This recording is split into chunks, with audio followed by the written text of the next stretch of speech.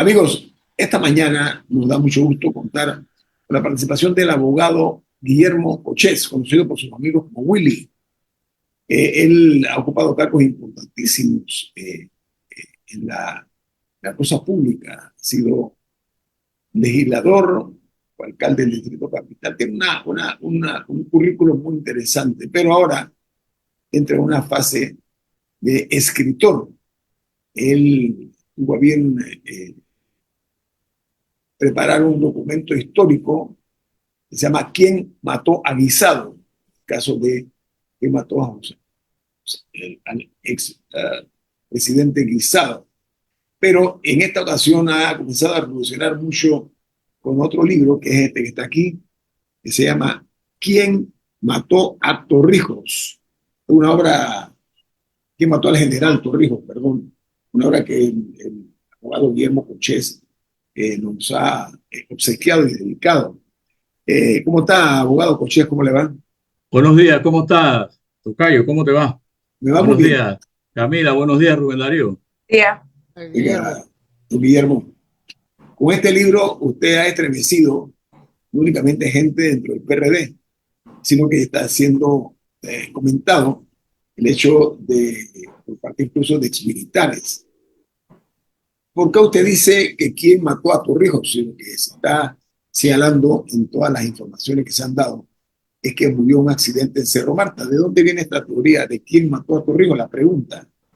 Mira, este libro es una recopilación de una serie de datos donde mucha gente ha cooperado con sus aportes, incluyendo a Rubén Darío Murgas, que por cierto no quiso hacerme el prólogo del libro, pero bueno, cosas del destino. Pero yo coincido de que hay una similitud en el crimen de Remón y en lo que ocurrió con Torrijos, y por eso yo pongo quién mató a Torrijos, pero en signos de interrogación.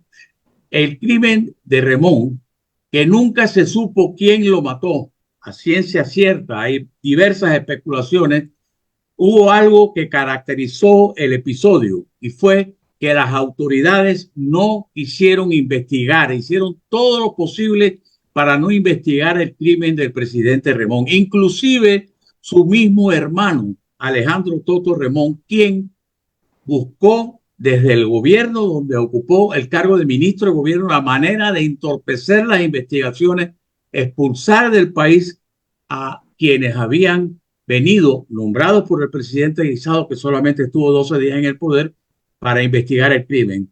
E ignoraron en una investigación malísima, deficiente, muchísimos datos sobre el asesinato del presidente Remón ocurrido en el antiguo hipódromo Juan Franco en la urbanización o barrio. Pero Entonces, el libro que usted escribe es sobre quién mató a Torrijos. Antes lo hizo con José Ramón Guisado.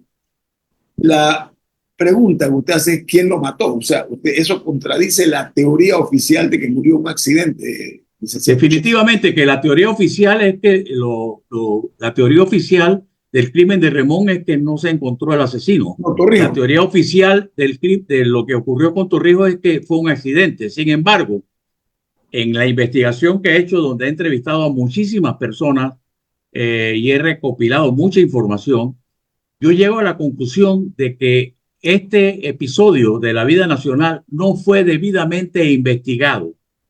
¿Y por qué? Por diversas razones. Y les voy a poner algunas. Dígame una para ver, señor Puches.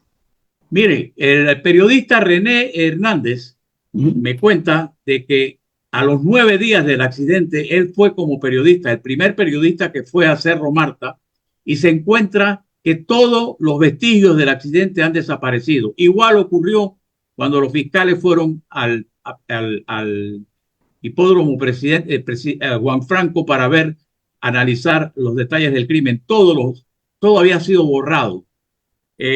Por ejemplo, en el libro de Marcel Salamín, publicado en noviembre del año pasado, y que es una de mis fuentes para este libro y con el que he conversado muchas veces, él sostiene que a él le encomiendan la labor de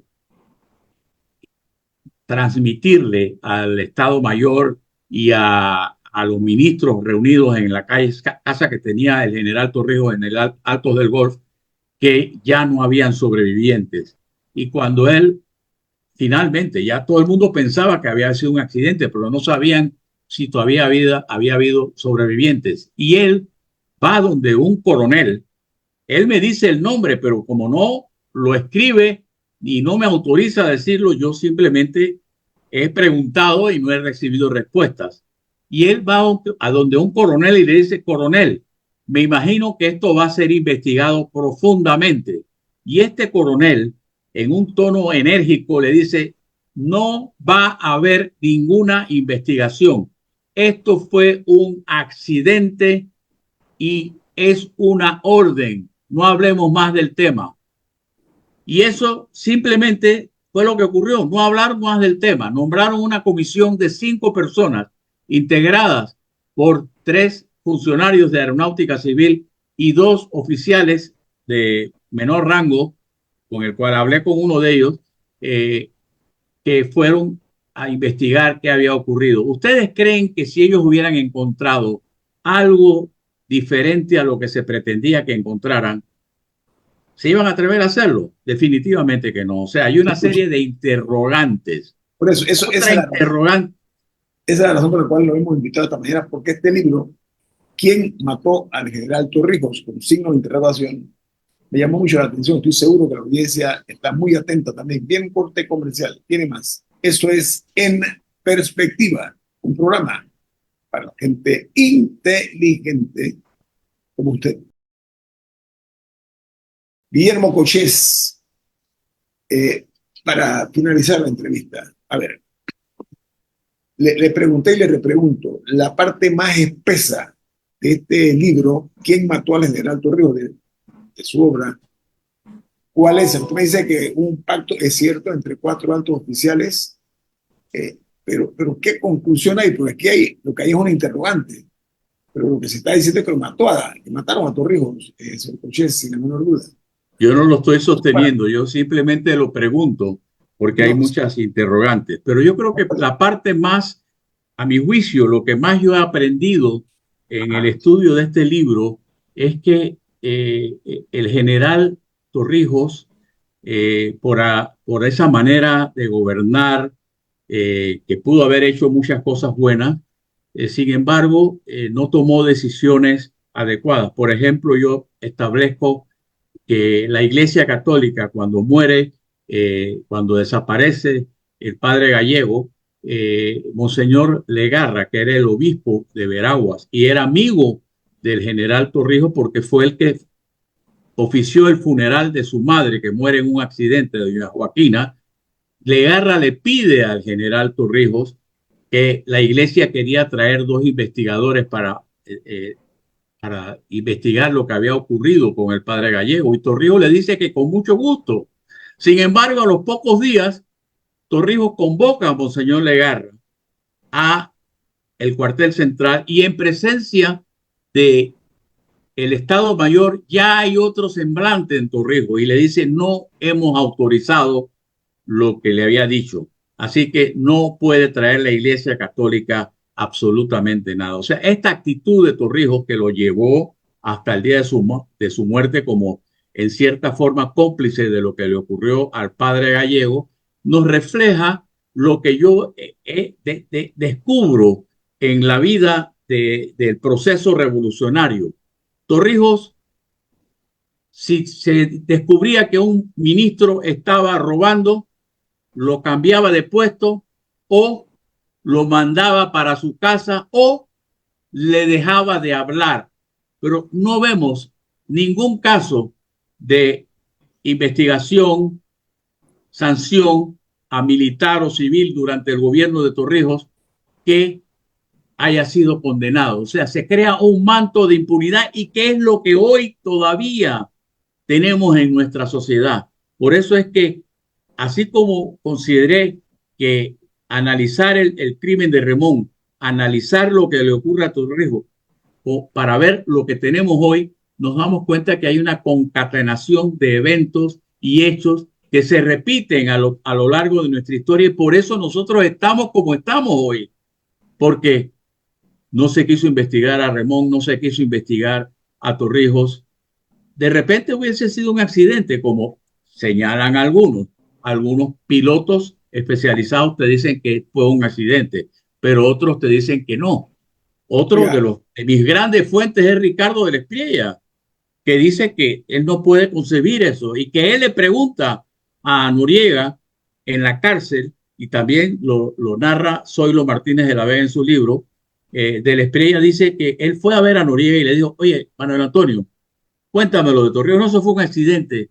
Y Noriega después él le dijo: no, no me vengas con cuentos, que yo estoy seguro que eso no fue un accidente. Bueno, mira que el avión que se cambió, que no hubo buena custodia, etcétera. Dice Díaz Herrera, por ejemplo, que en ese avión que fue de Penonomé a Coclecito no había ningún oficial acompañando a Torrijos. no Que él había guardaespaldas, pero no había había oficiales. guardaespaldas, pero no había ningún oficial. Correcto. Que el coronel Elías, el mayor Elías Figueroa, Elías Castillo Figueroa, que era el jefe de Coclé, Torrijos le dice: venga, acompáñeme. Y él le dice: no, que yo tengo que ir al dentista. Aunque algunos me dicen que si Torrijos decía algo, nadie le iba a decir que no, pero bueno. Y que el sargento Masachek, que no iba a ir, finalmente lo incluyen en la escolta, y se dan una serie de situaciones verdaderamente, según Díaz Herrera, sospechosas de lo que había ocurrido. Ahora, señor Cochés, la realidad es una. La investigación se manejó bajo un manto absoluto de oscurantismo. Eso es muy cierto. O sea, fue una investigación controlada en Panamá, a pesar de que mandó la empresa constructora del avión, De eh, Havilland. de Havilland, de los motores, etcétera. Este aparato, las fotos que se tomaron las primeras, se pegó de frente a 100 metros de distancia de la cima. Pero hubo mucha especulación, que yo me imagino que usted en su libro lo toca, lo de la doble explosión. Usted lo toca ahí, me imagino, ¿no? Definitivamente, lo de la doble explosión pudo haber sido consecuencia de que el avión tenía el tanque de combustible en la parte de abajo, o sea que apenas hace contacto con la tierra, explota el avión. Por eso es que están todos los cuerpos calcinados, eh, incluyendo el del general Torrijos. A ellos los reconocen a Torrijos por su reloj, a uno porque tenía una estrella de David, a otro una cadena con una estrella de David, a otro porque el resto de zapatos tenía su nombre. O sea, quedan totalmente carbonizados. Pero la Pero doble explosión, ¿qué indica su libro? para Doble, algunos fueron explosiones, para otros fueron el impacto del tanque de gasolina con la ok, superficie. bueno, O sea, que vuelvo, te digo, hay las dos versiones, pero lo más importante de todo esto es que no se quiso investigar. Y no se quiso investigar, a mi juicio, porque no se sabía lo que iban a encontrar. sí, ok. Y Su había libro que dejar que la fiesta siguiera. Y la fiesta seguía. Flores, temporalmente. Imagínate las excusas que me dan para que Flores no siguiera al mando de la comandancia. Que el coronel Florencio Flores, a quien conocí muy bien, eh, era una persona que solamente le interesaba detalles como cuáles eran los panameños que estaban jugando en las grandes ligas, y no se preocupaba por los asuntos de geopolítica. O sea, Flores quería mantener el legado de Torrijos. Fíjense la humildad de ese señor, que ni siquiera se asciende a general, ni siquiera ocupa la oficina de Torrijos en la policía, ni se asciende a comandante. Él estuvo encargado de la Guardia Nacional hasta que Paredes llega y asciende a general. Y hacen el pacto este, que después lo irrespetan primero con Contreras y después con Díaz Herrera. oiga, don Guillermo Cochés, bueno, entonces el libro ya está a la venta, ¿no? Ya está a la venta en Editorial Portobelo, Cultural Portobelo en la Vía Argentina.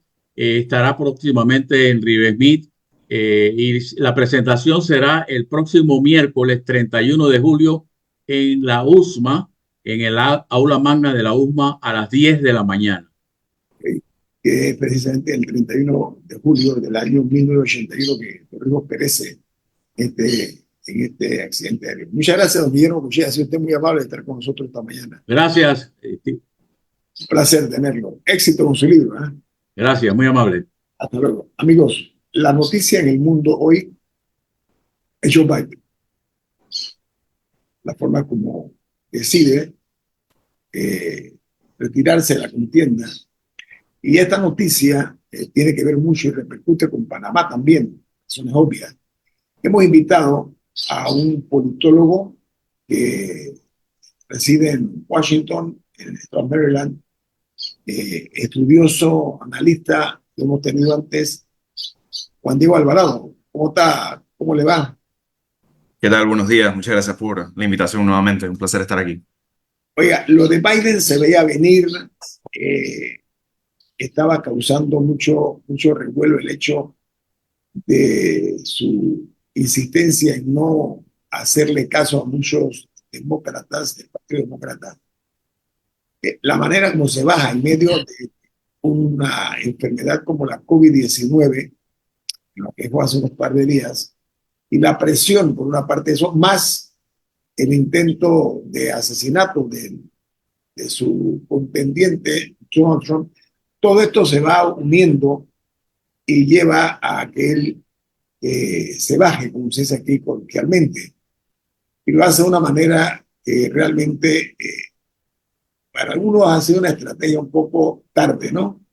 ¿Cuál es su opinión acerca, uno, de la bajada y dos, de Kamala Harris, la vicepresidenta de él, que finalmente es la que aparentemente va a representar al Partido Demócrata, señor politólogo? Sí, muchas gracias. Primero que nada, hay que entender que esto ha sido un proceso bastante dilatado, particularmente en las últimas semanas, luego de la pobre participación del presidente Biden en el primer debate presidencial, que no suelen ser en el verano, suelen ser en el más cercano a octubre, y se adelantó y realmente fue para muchas personas una confirmación de lo que varias fuentes y la ciudadanía en general estaba percibiendo como la avanzada edad del presidente, y también el deterioro de, digamos, como sus capacidades para poder llevar a cabo, uno, el rigor de la campaña, y segundo, inclusive en caso de ganar, cumplir con un segundo término de 4 años, ¿no? Entonces, eso junto con otros factores como, y lo señalaría yo como los dos principales, que es la poca percepción o el poco reconocimiento que tiene la ciudadanía sobre los supuestos avances en macroeconomía que ha tenido la presidencia de Biden en términos de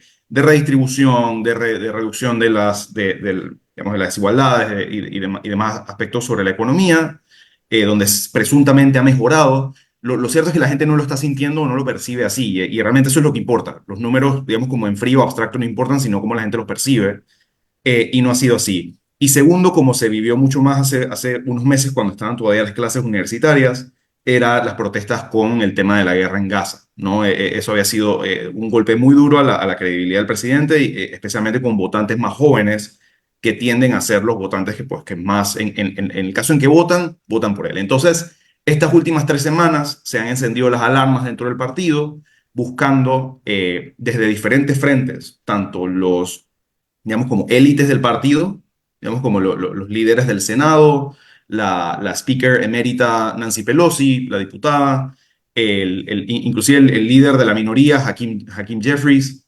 y ya más adelante el expresidente Obama, muestran su preocupación y muestran signos de presión en términos de filtraciones, de conversaciones privadas. O sea, no lo hacen públicamente, sino que comienzan a soltar sutilmente esa idea de que, a flotar la idea de que quizás el presidente Biden pues no se debería presentar, en vista de que hay muchas preocupaciones por parte de, por un lado, estas élites, por otro lado, la clase de donantes, digamos, como los donantes del partido, y lo que debilitaría la campaña en sí al ellos retirar su dinero, en vista de que están pues, financiando una derrota.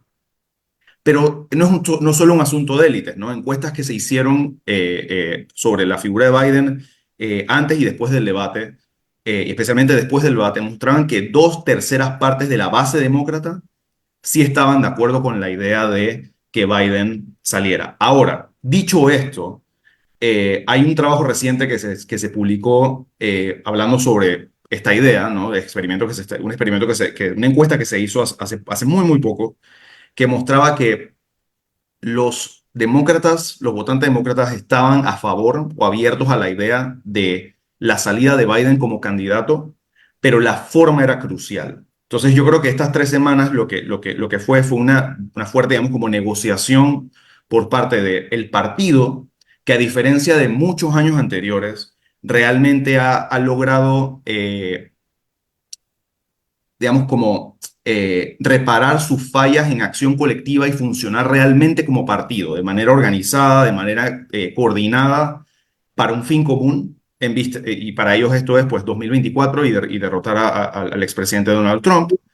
Permítame, Sí, el tema de las posturas adoptadas, por ejemplo, los Clinton, háblese de Bill y de Hillary, están respaldando la decisión, pero Obama, en el caso de Kamala Harris, ha sido muy cuidadoso. ¿Qué interpretación le da usted a eso, politólogo? eh, sí, yo creo que realmente, honestamente ya yo creo que eso son cuestiones de las propias personalidades de las élites en cuanto a qué deciden reconocer y a dónde dar crédito y dónde depositar su peso político. Yo creo que ya sería una cuestión más como personal sobre qué quiere dar a entender él, pero lo realmente es que sí parece haber cierta unanimidad en que Kamala Harris sea la candidata a ser la nominada, porque hay que recordar que oficialmente todavía no es la candidata oficial del partido, así como ni siquiera Biden era oficialmente el candidato porque tenía que pasar por la convención y ser ratificado por los delegados, ¿no? Sí, y de hecho, ahora al regresar del cambio, me gustaría que entráramos un poco a entender ese proceso, porque es muy diferente al que estamos acostumbrados aquí en Panamá.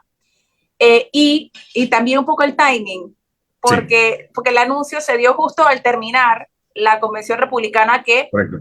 algunos dirán que fue coincidencia, pero se ve como algo muy estratégico. Y nada más para hablar un poquito de esa negociación, antes de irnos al cambio, es interesante, estaba leyendo lo restringida que estuvo ese grupo para tomar la decisión final, al Sí. punto de que mucha gente en la Casa Blanca se enteró, o sea, un grupo se enteró un minuto Un antes minuto de que antes, un publicaran el minuto antes. anuncio, Sí, o sea, se enteraron un minuto antes, literalmente. El presidente Biden hizo una videollamada y les dijo, para que sepan que voy a publicar este comunicado, cerró y lo publicó, y que mucha gente incluso los tuvieron que comenzar a llamar para decirles que no, el comunicado sí es verdad, porque sí, mantuvieron, o sea, el proceso final de decisión se tuvo en la casa de playa de Biden con su grupo de mayor confianza entre el sábado en la noche, domingo en la mañana, él básicamente con su círculo cero decidieron, o sea, no fue una convención enorme, o sea, todo parece indicar que sí fue un tema al final muy personal, que se tomó esa decisión. Sí, eso es noticia del New York Times, del hecho de que un minuto antes se entera el staff, el equipo de Biden se entera un minuto, 60 segundos antes. Vamos al corte comercial. Esto es En Perspectiva, un programa para la gente inteligente como usted. Juan Diego Alvarado, politólogo, está con nosotros esta mañana. Estamos analizando el impacto de la renuncia de Joe Biden a las posibilidades de ser reelecto presidente de los Estados Unidos. Lo pone en manos por el momento de Kamala Harris, su vicepresidenta. Él dice que se va a quedar hasta el último día de lo que su mandato constitucional le permite. O sea, no es que él se va a bajar ya y sale el gobierno, no. Esto es importante aclararlo. Dice, voy a estar hasta el último minuto, fue lo que dijo Biden. Camila, adelante. Sí, me parece importante entender un poco cómo está estructurado el sistema político de Estados Unidos para ver en qué contexto se da esta decisión. Porque no es el sistema ya de selección y la manera de oficializar un candidato es muy distinta a la que estamos acostumbrados aquí en Panamá, que los partidos se reúnen todos, o sea, que hay un día de elección primaria en la que todo el mundo sale a votar. En Estados Unidos es un poco más complicado. Juan Diego, no sé si nos puedes hacer como un resumen ejecutivo de cómo se escoge al candidato, por qué Biden todavía no era un candidato y dónde entra Kamala Harris en ese contexto.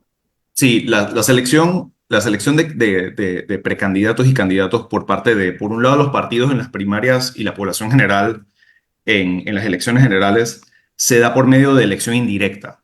que entonces los votantes, ya sea el selectorado del partido que vota en las primarias o los votantes en la general, votan por lo que al final serán delegados que son asignados a elegir, digamos, como esta figura. Entonces, en el caso de las primarias, lo sabemos muy bien, el tema del colegio electoral, eso no es el tema aquí, pero el partido organiza una convención nacional, ¿no? Que este año será en Chicago, como la de 1968, y ahí en este escenario, los delegados los precandidatos que en primarias aglutinaron esa fuerza, esos delegados, elegirán a, pues, el candidato. En este caso, hay que recordar que Joe Biden corrió sin oposición, nadie realmente estaba tirando, salvo un voto protesta que se da en función de la guerra en Gaza, que tiene mayor relevancia, por ejemplo, en Michigan, donde se vota uncommitted, sin compromiso. Es decir, que no son votantes que ganaron delegados, hay delegados que van a ir en voto protesta. Así que digamos que ese es un sector que es importante tomar en cuenta, pero digamos que a todo esto el proceso llevaría hacia la convención donde se hubiera elegido a Joe Biden. Entonces, todavía, digamos, como los abogados del partido, abogados en general, están todavía viendo que la ley electoral, esto que es casi un caso más o menos sin precedentes, con pocos precedentes, cómo se va a articular en términos de la campaña electoral, en términos del financiamiento político, en términos del uso de las campañas, y otros factores, la candidatura de Kamala Harris hacia la nominación oficial. Entonces, lo que hace esto, digamos, un poco más fácil es que ella ya es parte de la nómina, ella ya es parte de la fórmula como vicepresidenta, lo que facilita logísticamente muchos asuntos, como por ejemplo el uso de las donaciones ya acumuladas, ¿no? El uso de los espacios publicitarios ya comprados por la campaña, ¿no? Entender como que funciona así como casi como la personería jurídica de una campaña, pues solo puede ser utilizada de cierta manera. Sí, porque Entonces, la gente donó el dinero con claro, la preconcepción de un candidato, entonces, claro, pero como ella ya era parte de la nómina, entonces sí, es más fácil, en- porque los republicanos habían amenazado con que iban a demandar, claro, si los demócratas escogían otro candidato, que ellos iban a demandar el uso de ese dinero. sí. Ahora Entonces, sí, una sí, pregunta ahí rapidito, creo ganar tiempo. A ver, hubo una rebelión demócrata, eso es la menor duda, está ahí. Fue más Una como una insurrección que una rebelión. tomó 24 días esta rebelión en marcha para que se decidiera. Son 24 días que políticamente hablando son importantes en una campaña tan corta, por lo que permite entonces pensar que son 24 días perdidos. Vamos a usar ese término, ¿no?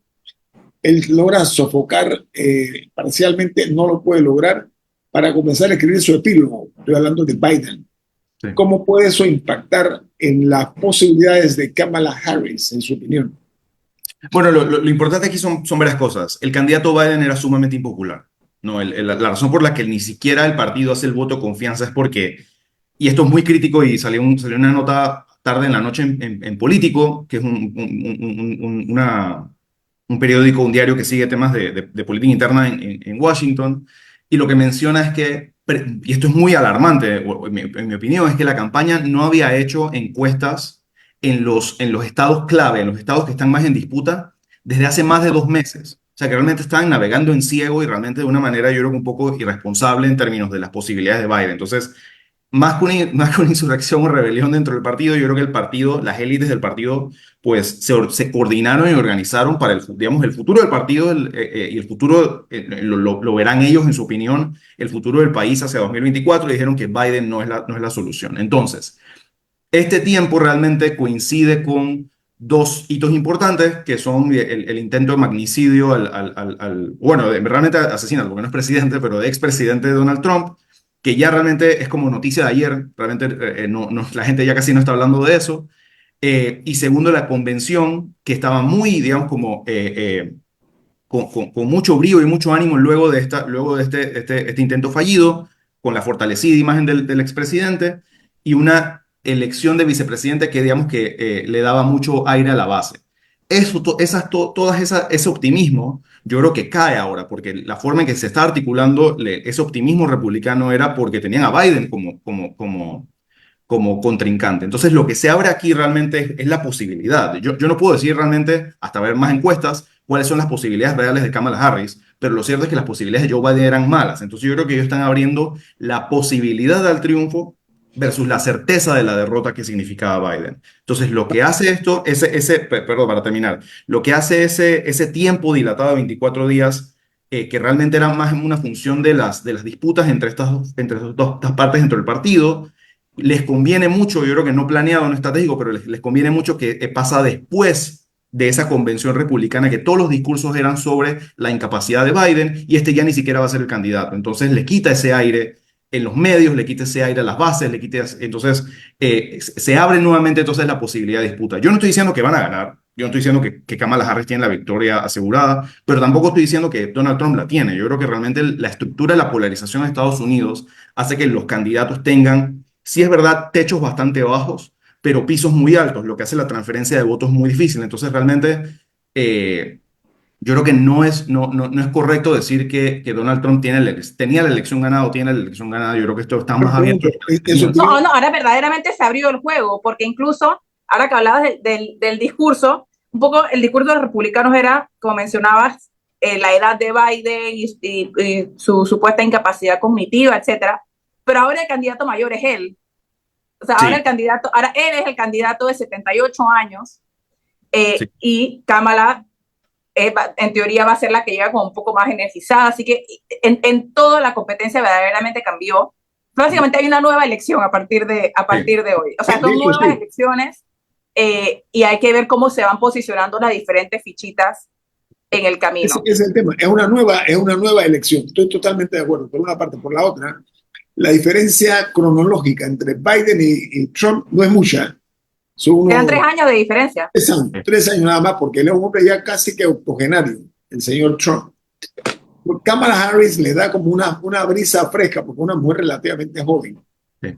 Okay. Pero importante, bueno, ella sí, pero también tiene sus puntos de debilidad que hay que ver cómo los manejan en la campaña, porque ella en 2020, ella no era ni siquiera la número 2 después de Biden, y también tiene puntos de vulnerabilidad como su récord, por ejemplo, en términos de cuando era el equivalente a procuradora, que de fiscal, no sé cuál sería el término, pero por ejemplo, sus políticas con personas con cargos de marihuana, que eran sumamente duras. Entonces, o sea, ella sí tiene sus vulnerabilidades también, o sea, no va a ser color de rosa para ella, pero hay que ver cómo cada uno estructura su lado. Ahora, Juan Diego, se nos está acabando el tiempo, nada más me llama la atención que tú hablas de que el Partido Demócrata está actuando ahora como un partido. Si no puedes en un minuto hablar un poquito de por dónde va en ese sentido.